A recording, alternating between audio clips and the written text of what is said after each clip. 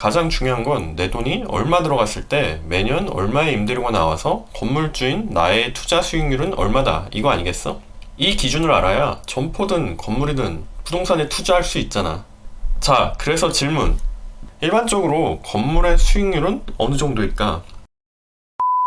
사람들이 말하는 것처럼 건물주는 간물주고 조물주 위에 있다는 게 정말일까? 그런데 말이야, 건물주 수익률 알면 건물주에 대한 환상이 조금 없어질 수도 있을 거야. 안녕, 건물주가 되기 위한 투자 채널 건물주 타이쿤이야. 오늘 영상은 기사로 시작해볼게. 재밌으면 재밌고 조금 어이없다고 볼 수도 있는 기사인데, 제목을 보면 간물주 1,100여 명 부동산 임대로 한 해 1조 벌었다. 결국 건물주가 돈을 많이 번다는 얘긴데, 그 내용을 보면 어떤 민주당 의원이 이런 말을 했어. 피땀 흘려 일에 돈을 버는 근로자보다 부동산 불로소득자가 중시되는 사회가 되지 않도록 세원 간 형평성을 제고하는 노력이 더 필요하다. 난 먼저 투자 소득 차이를 가지고 그 차이가 불공정하다고 보는 시각이 존재한다는 게 좀 흥미롭더라고. 근로소득과 불로소득 중 어느 것이 더 정의로운 소득이냐는 철학적인 문제를 떠나서 난 같은 수익률일 때 많은 자본을 넣은 사람이 적은 자본을 투하한 사람보다 많은 수익을 얻는 것은 당연하다고 생각하거든. 어떤 주식에 10만 원을 넣은 사람과 100만 원을 넣은 사람이 있을 때 그 주식이 10% 올랐다면 10만 원 넣은 사람은 만 원의 수익이 발생했고 100만 원 넣은 사람은 10만 원의 수익이 발생했다고 우리가 이걸 두고 불공정하다거나 형평성이 결여되었다고 하진 않잖아. 그리고 왜 근로자랑 건물주의 소득을 비교하는 거지? 할 거면 차라리 건물주랑 그 건물의 자영업자 또는 임차인이랑 수익률을 비교해야 관련성 있는 비교 아니야? 그래서 유튜브에서 좀 찾아봤어. 유튜브에 부동산 콘텐츠들 보면 얼마로 몇십억짜리 건물 샀다, 월 몇천만 원 번다는 얘기들은 많은데, 정작 중요한 수익률 관련 얘기는 찾기 어려운 것 같아. 있더라도 단순하게 계산한 건물의 수익률 얘기만 보이더라고. 근데 가장 중요한 건 내 돈이 얼마 들어갔을 때 매년 얼마의 임대료가 나와서 건물주인 나의 투자 수익률은 얼마다, 이거 아니겠어? 이 기준을 알아야 점포든 건물이든 부동산에 투자할 수 있잖아. 자, 그래서 질문. 일반적으로 건물의 수익률은 어느 정도일까? 간단한 질문인데 이 질문에 쉽게 대답할 수 있는 사람은 많지 않을 거야. 하지만 내가 쉽게 설명해 줄게. 일단 자기 건물의 수익률을 아는 건물주들이 의외로 거의 없어. 왜냐하면 건물주의 수익률은 상대적이기 때문이야. 우리가 인터넷이나 중개사무소 방문했을 때 수익률 몇 %의 건물, 이런 말을 쉽게 접하는데 여기서 말하는 수익률은 단순 수익률로 어떤 특정 가격에 건물을 사고 팔 때만 존재하는 개념이야. 일단 매매가 이루어지면 그 부동산에 대한 다음 거래가 이루어질 때까지 단순 수익률은 아무도 모르게 되는 거야. 왜냐하면 그 단순 수익률은 그 건물의 가격이 정해져야 계산할 수 있는 것이거든. 나도 내 건물의 단순 수익률을 알 수가 없어. 이건 나만 그런 게 아니라 모든 건물주들도 마찬가지일 거야. 매도가가 정해져야 1년 동안의 총 임대소득을 매도가로 나눠서 단순 수익률을 계산할 수 있거든. 단순 수익률은 건물에서 나오는 총 임대소득을 건물 가격으로 나눈 것인데 매도가를 정하지 않았으니 수익률을 알 수가 있나? 그래서 건물의 수익률은 말장난 같은 거야. 사람들이 건물의 매도가를 정할 때는 건물에서 나오는 총 임대소득을 적당하다 싶은 단순 수익률로 나눠서 정하니까. 쉽게 말하면 정해진 임대소득이 있을 때 건물의 가격에 의해서 수익률이 계산되는 게 아니라 수익률에 의해서 건물의 가격이 정해지는 거지. 결국 낮은 수익률의 건물은 매도인이 비싸게 건물을 판다는 얘기 그 이상이 아니야. 그래서 누가 나한테 네 건물은 수익률이 몇 %냐 이렇게 물으면 나는 대답하기가 난감해. 의미로 내가 생각하는 희망 회로를 잔뜩 돌린 미래의 매도가를 기준으로 그 수익률을 말할 수밖에 없거든.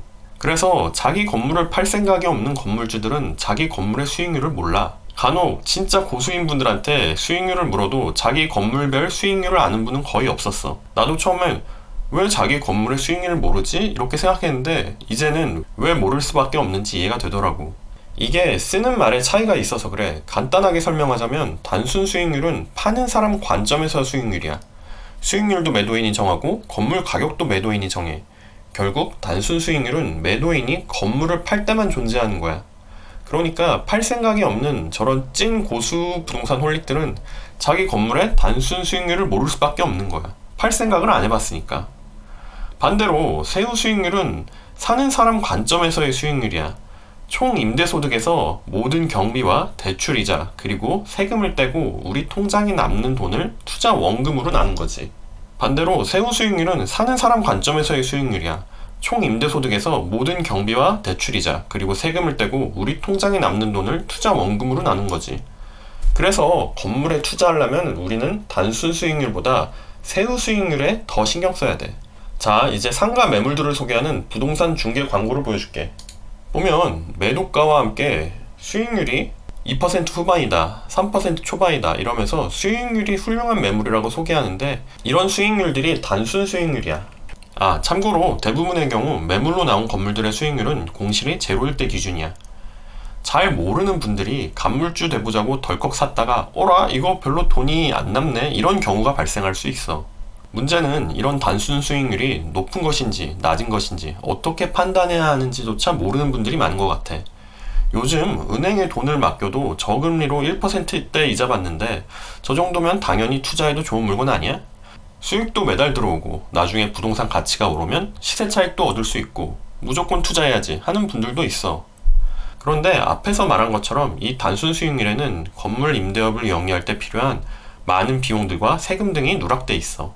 그래서 내가 단순 수익률보다는 세후 수익률을 따져봐야 된다고 했지만 매물 찾으러 발품 팔 때마다 항상 세금이랑 비용 계산하면서 시간 버릴 수는 없잖아.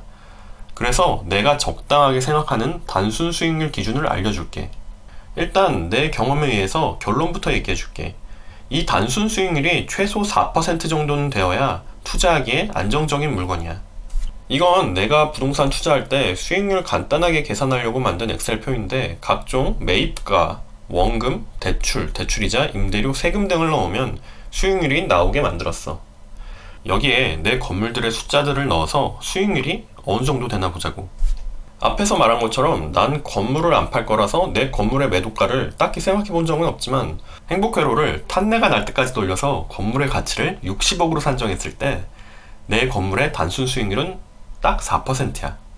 여기서 재산세를 제하면 현금으로 투자했을 때는 세전 수익률이 3.8%가 되고 대출을 이용하여 레버리지를 반영했을 때 세전 수익률은 4.2%가 돼.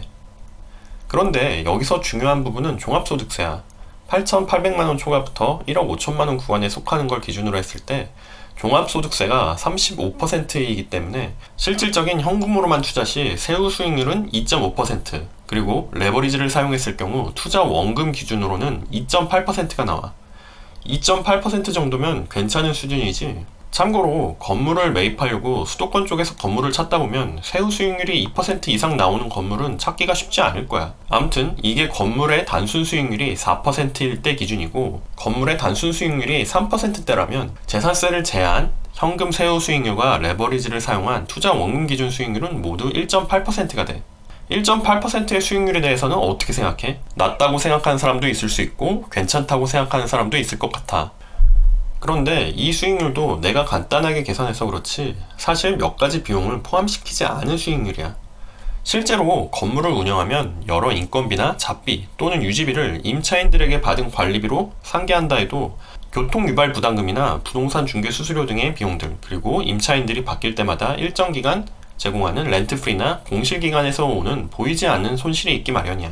지역마다 그리고 건물마다 조금씩 다르고 레버리지의 규모와 그 금리에 따라 다르겠지만 단순 수익률이 3%일 때 건물 소유주가 취하는 세후 수익률은 1.6에서 1.7% 정도일 것 같아. 물론 이것도 공실 제로일 때의 수익률이고 건물이 공실이 생기면 수익률은 아래를 향해서 퍽퍽 떨어지겠지. 나라면 은행 금리보다 조금 더 높은 이 정도의 수익률이라면 건물 운영에 필요한 나의 시간과 노력 그리고 스트레스, 차라리 다른 자산에 투자하는 게 좋을 것 같아. 그런데 이 정도 투자 수익률이라도 시세 차익이 있기 때문에 괜찮다고 생각하는 사람들이 꽤 있을 거야.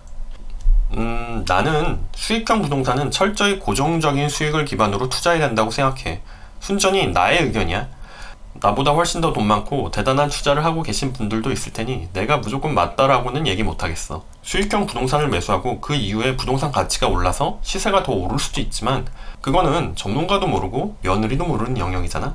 개인적으로 나는 부동산이 안전자산이라고 생각하지 않아. 언제나 리스크가 존재하는 투자 자산일 뿐이지. 실제로 강남이나 서울의 핵심 상권 등은 거래가가 계속 상승해 왔지만 코로나로 인해 그리고 인터넷의 발전으로 인해 건물의 공실이 늘고 있고 그로 인한 투자 리스크가 더욱 심해지고 있어. 이 부분은 추후에 다른 영상에서 한 번 더 다루도록 할 텐데, 아무튼 시세 차익만을 보고 건물 투자를 한다면 부동산 경기 하락기가 왔을 때 투자 수요가 위축되면서 매입가보다 더 싸게 건물을 매도하는 뭐 같은 경우가 생길 수도 있고, 운영 적자가 길어지면 심할 경우 개인 파산으로 이어질 수도 있어. 과거에 이런 경우들을 나는 주변에서 여러 본 경험이 있기 때문에 남일만은 아니라고 생각해. 그래서 오늘의 결론은 건물의 수익률은 의외로 높지 않다. 단지 많은 자본이 투하되어 수익이 커 보일 뿐 조물주 위에 건물주라는 말은 과장된 것 같아. 그리고 건물의 단순 수익률은 매도인이 만들어내는 지극히 주관적인 수치일 뿐이기 때문에 그 지역에서 통용되는 수익률이라고, 그게 우리가 추구해야 할 수익률은 아니야. 건물 매도인의 욕심에 의해서 건물 매도가를 올리다 보니 낮아진 수익률일 뿐 당연한 수익률이라고 생각하면 안 돼. 건물에서 나오는 임대 수익을 기반으로 투자 수익률을 철저하게 계산해서 자신의 자본 규모와 현금 흐름에 맞는 건물을 매수해야 돼. 마지막으로 건물 같은 상업용 부동산에 투자할 때는 초조함에 섣부르게 투자하거나 장밋빛 상승만을 기대해서 낮은 수익률의 건물에 투자하지 말고 자신이 목표하는 최소 수익률을 정해두고 그 기준에 따라서 안전한 투자를 하길 바래. 이상.